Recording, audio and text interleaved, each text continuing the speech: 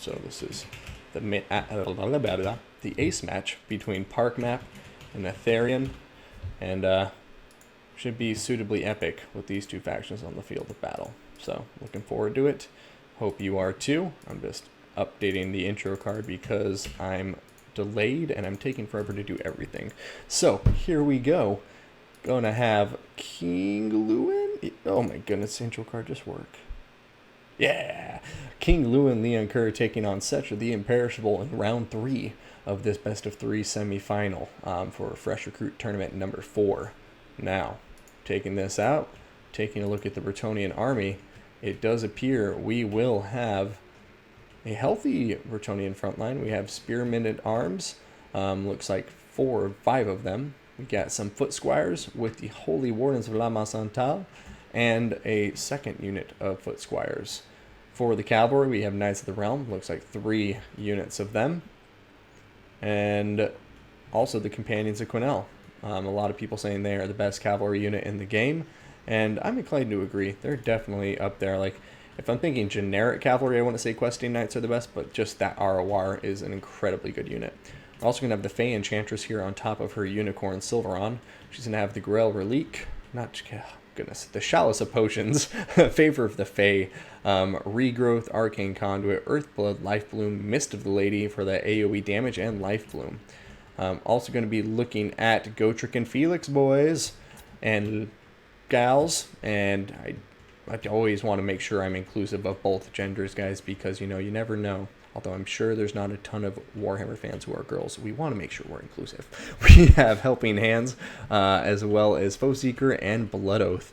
And Gotrek is going to be coming in also with some stuff. Gotrek's Doom, Heroic Fortitude, and I'm excited to see what these two do, even if it's die with each other. Now, for the Tomb Kings, we'll throw it into full speed. We have Skeleton Spearmen, looks like 3 of them, one of them being King Nikesh's Scorpion Legion, Tomb Guard with Halberd, and a regular Tomb Guard. We've got ourselves some Skeleton Horse Archers, a Skeleton Chariot, and then we have a Hero Titan, and the Sphinx of Usep, along with a Necrotech who has Restore, and, why can I never remember? Something Chainmail? No. Vambraces of Sun, not even close. And then we have a Hero Titan here coming into the field of battle with his Scales of Justice. Oh, last but certainly not least, guys, we have Archon the Black, who's going to be diving through the Bretonnian infantry. Looks like he may be trying to bait the Knights of the Realm on top of him, so we'll see how he does. He's going to be bringing with him Spirit Leech, Soul Blight, as well as his usual layout with like the Tomb Blade of Archon and the Staff of Nagash.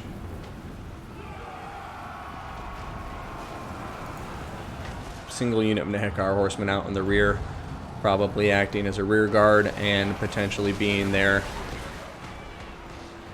to dive in as reserve units when they're needed.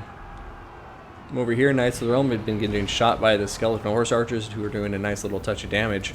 But now we have Gotrek and Felix diving in, getting on top of this central engagement. Sphinx of Usek taking some serious damage, and the Knights of the Realm trying to stay on top of it as well.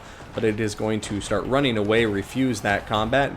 And now we have Tomb Guard with Halberd coming over here to support it, and it's just going to start slashing away at these Knights of the Realm, who are promptly going to turn back to try to survive that onslaught. Over here, Soul Blight upgraded, has been cast down. Armor and weapon damage has been debuffed for the Bretonnians in that AoE, and it's been overcast, so it's going to last quite a while. Meanwhile, the Tomb Guard are starting to come in here to help support the center line engagement, and it just has turned into kind of a slugfest here in the center. But I think the Foot Squires and Battle Pilgrims with the hero support will be able to win that infantry engagement in the end. Companions of Quinel have Regrowth cast on top of them, and it looks like they're diving into combat now, trying to get on top of the chariots and potentially the Sphinx of Usep by the looks of it. They do have fire resistance, so it's kind of a match made in heaven for the Bretonnians to bring them here.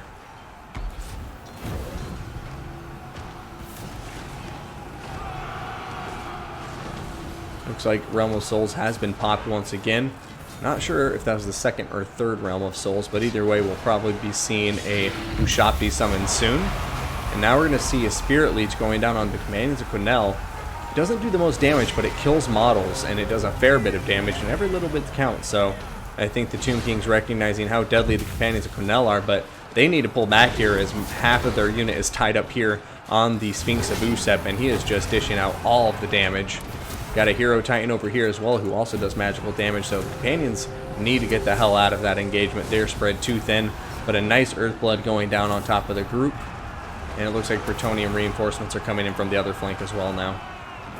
And that does look like Third Realm of Souls was just popped, so should be seeing that Ushabti summon any moment now.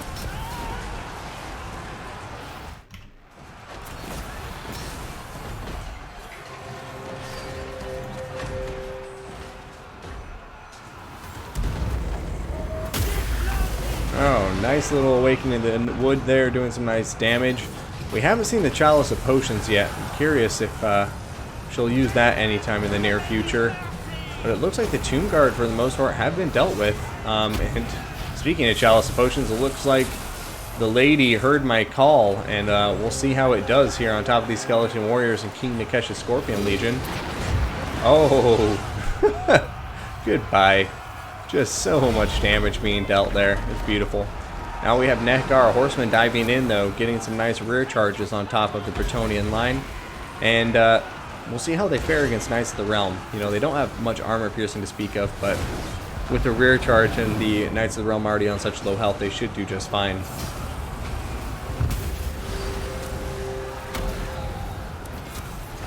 Uh-oh, the Fae's getting attacked now by the Sphinx of Usep and the Hero Titan. She needs to get the hell out of there, so she's going to start running. It looks like she's going to narrowly escape. And it's time to see if the Bretonnians can tank this out, or if the Tomb Kings will be able to just hold this center line with their unbreakable units and do some damage. Right now we do have the Ushabti summon coming down.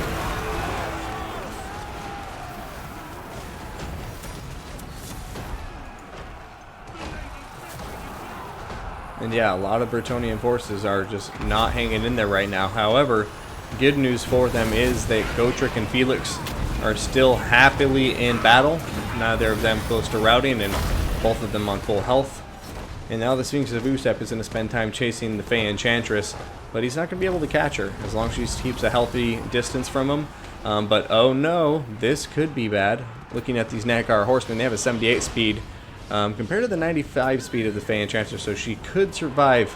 But this is the time the Nekgar Sphinx will want to come out here to get her, is when she's pinned in place by these Nekgar Horsemen. But Knights of the Realm coming in for a nice rear charge of their own. Going to be trying to free up the Fey Enchantress so she can get out of here before Archon the Black and this Nekgar Sphinx get over here and start cutting her to pieces. And it's maybe... oh no! Earthblood is getting cast, but now the Nekgar Sphinx is on top of her. Luckily, she has dodged both of those hits, but she can't stay lucky forever. Oh my goodness gracious. The Fey Enchantress is in a very bad position right now. It's a miracle she hasn't been taking more damage. That RNG is really favoring her, but there goes a bad hit on top of her. And the Nekgar Horsemen are going to continue chasing her and just causing interruptions to her run cycle. So she is just getting devastated by the Sphinx of Usep right now. And there goes a terror route, and she is just taking so much damage. Will the Bretonnians be able to save her? It looks like she's actually going to be able to retreat through their lines, and that is hugely beneficial to them if the Fey Enchantress survives this. And it looks like she will. Look, she's already back from terror routing. She just needs to stay away, keep these guys all together, and see what happens. I mean, there goes a skeleton summon. Got to be careful with just getting all of your units terror routed at once, potentially.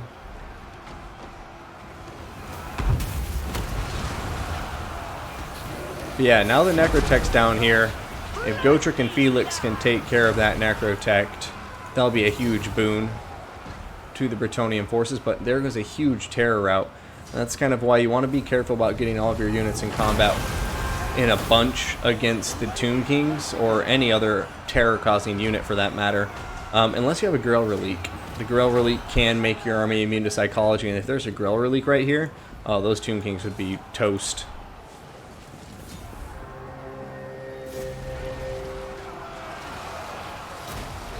Alright. Battle ain't over yet, though. Gotrek and Felix still quite healthy. And a lot of this Bretonnian infantry should regroup potentially, since they were terror routed.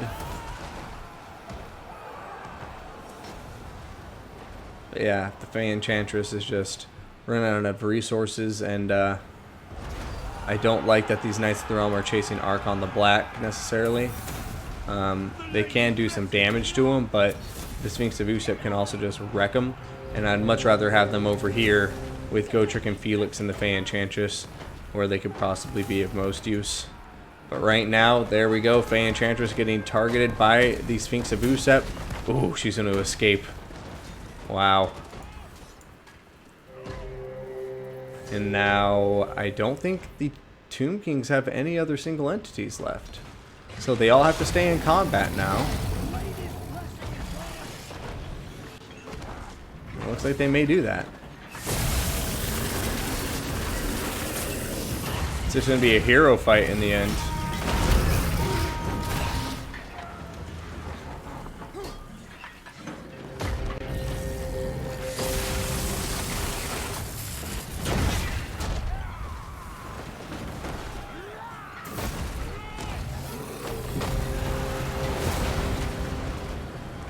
Ooh, there goes a heal. It's going to miss Felix, but he was already basically at his healing cap anyhow. Knights of Realm are diving in there. We got Foot Squires coming back to the mix. And the Fey Enchantress is just keeping a respectful distance. And Gotrek may be able to carry the Bretonnians to victory here, guys.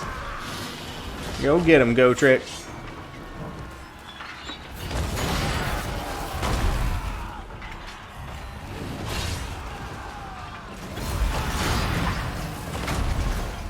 It's like a Dark Souls boss fight for him.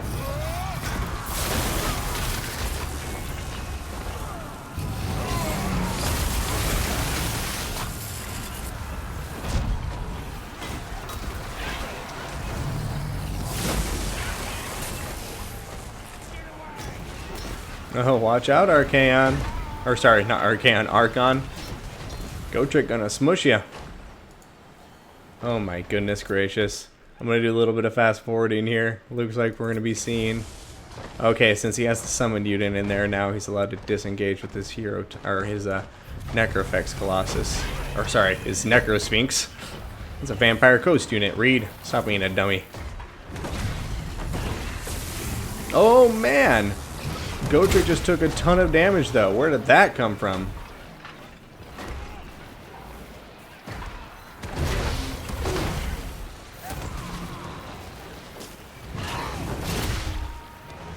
My goodness gracious. Just like that, the Bretonnians will be defeated, but Gotrek at least has fulfilled his Slayer's Oath at last. And what a glorious way to fulfill it against a hero titan and the most BA Necrosphinx of all time. Great games to both of these players. Aetherion, congrats, man. That was an epic stuff. And Parkmap, better luck next time, buddy. Those are some nice builds. I really enjoyed watching them. And yeah, I definitely think in this matchup, though, Peasant Archers, Peasant Archers, Peasant Archers. I think they're just invaluable. Definitely want to bring them in this matchup as far as I'm concerned. But still, great games to both of those fine players. And now it looks like we can go ahead and watch the finals, which will be between Aetherion and Protocol Wired.